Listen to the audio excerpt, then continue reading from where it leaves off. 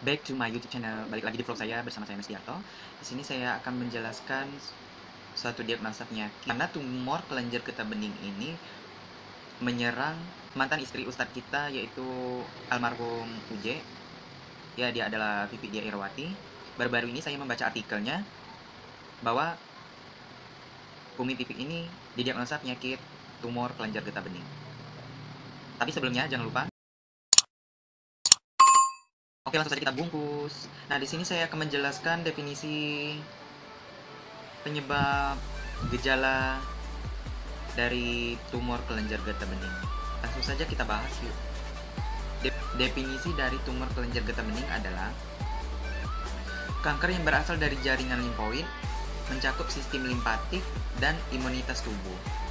Tumor ini bersifat heterogen, ditandai dengan kelainan umum yaitu pembesaran kelenjar limfe diikuti splenomegali, hepatomegali, dan kelainan sumsum tulang. Tumor ini dapat juga dijumpai ekstranodal, yaitu di luar sistem limpatik dan imunitas antara lain pada traktus digestivus, paru, kulit, dan organ lain. Epidemiologinya yaitu di negara maju. Limfoma relatif jarang, yaitu kira-kira 2% dari jumlah kanker, tetapi menurut laporan berbagai sentra patologi di Indonesia, tumor ini merupakan terbanyak setelah kanker serviks uteri, payudara, dan kulit. Etiologi dari penyakit ini yaitu perubahan genetik karena bahan-bahan limfogenik seperti virus, bahan kimia, mutasi spontan, radiasi, dan sebagainya.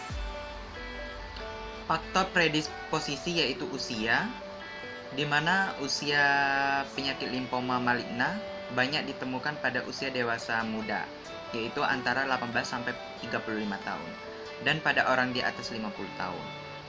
Jenis kelamin, penyakit limfoma maligna lebih banyak diderita oleh pria dibandingkan wanita. Gaya hidup, maksudnya gaya hidup yang tidak sehat. Dan pekerjaan. Beberapa pekerjaan yang sering dihubungkan dengan resiko tinggi terkena limfoma maligna adalah peternak serta pekerjaan hutan dan pertanian. Patofisiologi dari limfoma ini yaitu proliferasi abnormal tumor dapat memberi kerusakan penekanan atau penyumbatan organ tubuh yang diserang. Tumor dapat mulai di kelenjar getah bening atau nodal atau di luar kelenjar getah bening atau ekstranodal. Gejala pada limfoma secara fisik dapat timbul benjolan yang kenyal, mudah digerakkan, yaitu pada leher, ketiak, atau pangkal paha. Pembesaran kelenjar dapat dimulai dengan gejala penurunan berat badan, demam, keringat malam. Hal ini dapat segera dicurigai sebagai limfoma. Namun tidak semua benjolan yang terjadi di sistem limpatik merupakan limfoma. Bisa saja benjolan tersebut hasil perlawanan kelenjar limpa dengan sejenis virus atau mungkin tuberkulosis limpa. Klasifikasi dari penyakit ini yaitu ada dua jenis penyakit yang termasuk limfoma maligna, yaitu penyakit Hodgkin atau PH dan limfoma non-Hodgkin atau LNH. Keduanya memiliki gejala yang mirip. Perbedaannya dibedakan berdasarkan pemeriksaan patologi anatomi, di mana pada PH ditemukan sel reed, Strandberg, dan sifat LNH lebih agresif.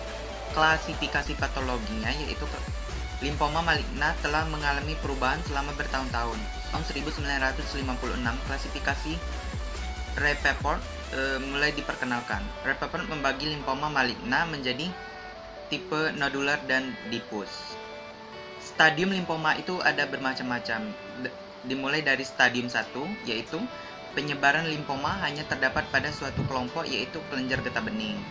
Stadium 2, penyebaran limfoma menyerang 2 atau lebih kelompok kelenjar getah bening, tetapi hanya pada satu sisi diafragma serta pada seluruh dada atau perut. Stadium 3, penyebaran limfoma menyerang 2 atau lebih kelompok kelenjar getah bening serta pada dada dan perut. Stadium 4, penyebaran limfoma selain pada kelenjar getah bening, setidaknya pada satu organ lain juga seperti sumsum tulang, hati, paru-paru, dan otak. Gejalanya bermacam-macam, diantaranya pembengkakan kelenjar getah bening, demam tipe Pell-Epstein, di mana suhu tubuh meninggi selama beberapa hari, gatal-gatal, keringat malam, berat badan menurun lebih dari 10% tanpa diketahui penyebabnya. Nafsu makan menurun, daya kerja menurun, terkadang disertai sesak napas. Nyeri setelah mendapat intake alkohol 5-20%. Pola perluasan limfoma Hodgkin sistematis secara sentripetal dan relatif lebih lambat. Gejala spesifik pada limfoma antara lain demam berkepanjangan dengan suhu lebih dari 38 derajat Celcius, sering keringat malam, kehilangan berat badan lebih dari 10% dalam 6 bulan. Pemeriksaan diagnostiknya yaitu pemeriksaan laboratorium, di antaranya pemeriksaan darah yaitu hemogram dan trombosit, radiologi, fototorak, limfangiografi, USG, CT scan. Prognosisnya yaitu kebanyakan pasien dengan penyakit limfoma maligna tingkat rendah bertahap hidup lebih dari 5-10 tahun sejak saat didiagnosis. Banyak pasien dengan penyakit limfoma maligna tingkat tinggi yang terlokalisasi disembuhkan dengan radioterapi. Terapinya yaitu cara pengobatan bervariasi dengan jenis penyakit. Beberapa pasien dengan tumor keganasan tingkat rendah, khususnya golongan limfositik, tidak membutuhkan pengobatan awal jika mereka tidak mempunyai gejala dan ukuran lokasi limfadenopati yang bukan merupakan ancaman. Terapi selanjutnya yaitu radioterapi dan kemoterapi. Penata laksanaannya yaitu penanganan terutama ditentukan oleh stadium penyakitnya dan bukan oleh jenis histologinya. Penyakit Hodgkin potensial dapat disembuhkan dengan radioterapi selama masih terbatas pada rangkaian nodus limpa dan orofaring. Diagnosa keperawatannya saya akan mengambil 3 diagnosa yaitu nyeri akut berhubungan dengan agen injuri biologi. Yang kedua, hipertermia berhubungan dengan tidak efektifnya termoregulasi sekunder terhadap inflamasi. Yang ketiga, ketidakseimbangan nutrisi lebih sedikit dari kebutuhan tubuh berhubungan dengan anoreksia atau penurunan nafsu makan. Nah, itu saja yang dapat saya sampaikan tentang diagnosa penyakit limfoma maligna ini.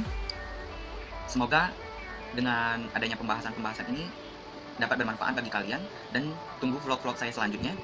Jangan lupa subscribe, like, and share video ini. Lebih dan kurang saya mohon maaf. Jika ada kritik dan saran, tolong diisi di kolom komentar. Oke, dankeschön.